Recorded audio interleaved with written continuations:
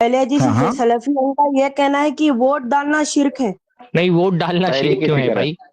ہندوستان میں ہمارے بلکہ پوری دنیا کے اندر جو معتبر علماء ہے وہ ایسے مسلمان اقلیتوں کو، جو مسلمان اقلیتیں کسی ایسی میجورٹی میں رہ رہی ہیں جہاں میجورٹی غیر مسلم ہے، جہاں مسلمان مائنڈریٹی ہے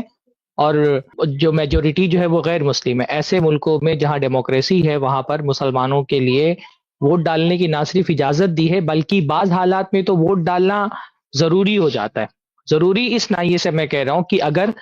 ووٹ کی حیثیت یہ ہے کہ ٹھیک ہے، ہم اپنے ووٹ کے ذریعے سے کوئی اسلامی شریعت یا اسلامی خلافت نافذ قائم کرنے کی بات نہیں کر رہے کہ، اور نہ ہم یہ کہہ رہے ہیں کہ جو ڈیموکریسی کا نظام ہوتا ہے وہ مکمل اسلامی نظام ہوتا ہے، لیکن یہاں ووٹ کی طاقت پہلی بات تو اس لیے ضروری ہے کہ مان لیں کہ آپ کے پاس دو آپشن ہیں، دونوں ہی آپ کے لیے نقصان دہ ہیں، تو ووٹ کم سے کم آپ کو جو کم نقصان دہ آپشن ہے آپ کے لیے، کوئی ایسی پارٹی ایسا لیڈر جسے آپ کو کم خطرے اپنے دین، اپنے جان، اپنے ایمان، اپنی مساجد، اپنے مدارس، اسی طرح سے اپنے جو شہری حقوق ہیں ان کی حفاظت کے لیے ووٹ ایک بہت بڑا ذریعہ ہے۔ تو اس کے ذریعے سے آپ اگر معاشرے کے اندر اصلاح نہیں کر سکتے تو کم سے کم فساد کے کم کرنے میں اپنا تعاون حتی الامکان ڈال سکتے ہیں۔ تو ہم ایک ملک میں رہ رہے ہیں، اس ملک سے ہمارے مفادات جڑے ہیں، ہمارے معاشی مسائل اسی ملک جو ہے وہ معیشت اس سے جڑی ہوئی ہے، ہمارے دینی معاملات اور عبادات کا جو آزادی ہم کو دستور یہاں کا دیتا ہے، یہ آزادی جو ہے نا ہماری ووٹ کی طاقت سے جڑی ہوئی ہے۔ تو تقریباً میں یہ سمجھتا ہوں کہ جتنے بھی معتبر اہل علم اس وقت دنیا میں موجود ہیں، اسی طرح سے جو معتبر فقہی تنظیمیں موجود ہیں، وہ ساری معتبر فقہی تنظیمیں اور سارے معتبر علماء موجودہ صورتحال میں اس بات کی اجازت دیتے ہیں کہ مسلمان اگر مائنورٹی میں ہے، ڈیموکریٹک کنٹری ہے، الیکشن ہوتا ہے تو مسلمان اپنے ووٹ کا استعمال کر سکتا ہے۔ اس کو شرک کہنا بے وقوفی ہے، جہالت ہے، فقہ الواقع سے ناواقفیت ہے، ایک غلط طرح کا جذباتی پن ہے، دین سے دوری کا نتیجہ ہے، دین کے صحیح فہم کے نہ ہونے کا نتیجہ اصل میں یہ جی ووٹ شیخ، آپ کا حق ہے، آپ اس کو بھرپور استعمال اچھا کریں سرفراز بھائی، کیونکہ اس کے ذریعے سے ہمارے شہری حقوق کا بھی تحفظ ہوتا ہے۔ بھائی ہم اس ملک میں رہ کر کے ٹیکس دے رہے ہیں نا،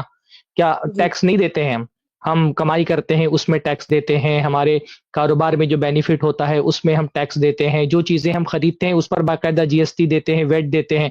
تو یہ جو ٹیکس دے رہے ہیں، اس ٹیکس کے ذریعے سے ہم کو کچھ بینیفٹ ملتے ہیں اس ملک میں رہنے کے لیے،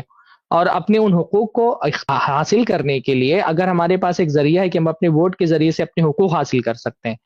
تو بلا شبہ ہم کو اپنے ووٹ کا صحیح استعمال کرنا چاہیے۔ اس سے ہمارے جو شہری حقوق ہیں اس کا بھی تحفظ ہوگا، مطلب صرف دینی مسئلہ نہیں ہے، ہمارا شہری حقوق ہے نا، ہم اس ملک کے باشندے ہیں، صاف ہوا، صاف پانی، اچھی سڑکیں، یہ ہمارا حق ہے، اور اپنے اس حق کو اختیار کرنے کے لیے، حاصل کرنے کے لیے ووٹ کا صحیح استعمال ضروری ہے۔ پھر ہمارے جو دینی مصلحتیں ہیں، ہماری مسجدوں کا تحفظ ہے، ہمارے مدارس کا تحفظ ہے، یہ بھی ہماری جو شرعی مصلحتیں ہیں وہ بھی اسی ووٹ سے جڑی ہوئی ہے، تو اس کا صحیح استعمال ضروری ہے۔ بلکہ میں سمجھتا ہوں کہ بعض حالات میں ہمارے لیے ایک طرح سے فرض کفایہ ہے ووٹ کا استعمال کرنا۔ اگر سارے مسلمان اپنا یہ سوچ کر کے کہ ڈیموکریسی میں ووٹ دینا شرک ہے اور اپنے ووٹ کا استعمال کرنا بند کر دینا، تو مسلمان بہت شدید نقصان سے گزرے گا۔ ووٹ ہی تو ہمارے پاس کل لے دے کل کے ایک ذریعہ ہے اپنے حقوق کو حاصل کرنے کا اور اپنے جو شرعی مصلحتیں، دنیاوی مصلحتیں ہیں ان کے تحفظ کا۔ تو اس طرح کی جذباتی باتیں جو ہے نا، دین سے ناواقفیت رکھنے والے لوگ کہتے ہیں، خود ہندوستان میں دیگر ادارے جو دنیا بھر کے ہیں اور جو دیگر علماء ہیں ان کو جانے دیں، ہندوستان کے